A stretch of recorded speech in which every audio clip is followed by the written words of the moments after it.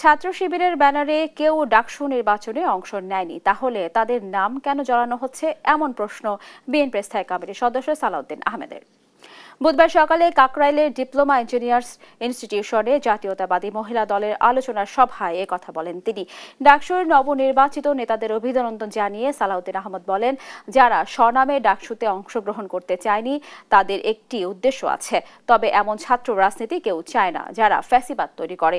BNP সংসদে গেলে নারীদের জন্য 10% মনোনয়নের বিধান আনা হবে বলেও জানান সালাউদ্দিন আহমদ।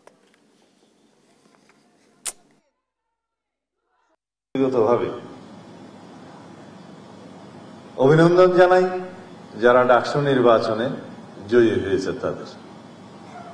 এটাই গণতন্ত্রের রীতি। কিছু ত্রুটি বিচ্যুতি নির্বাচনে হয়েছিল, যেহেতু যাত্রা অনেক বছর পরে হয়েছে, কিন্তু ত্রুটি বিচ্যুতি ছিল। কিন্তু পত্রিকায় দুই একটি পত্রিকায় দেখলাম যে ছাত্র শিবিরের প্যানেল জয়ী হয়েছে।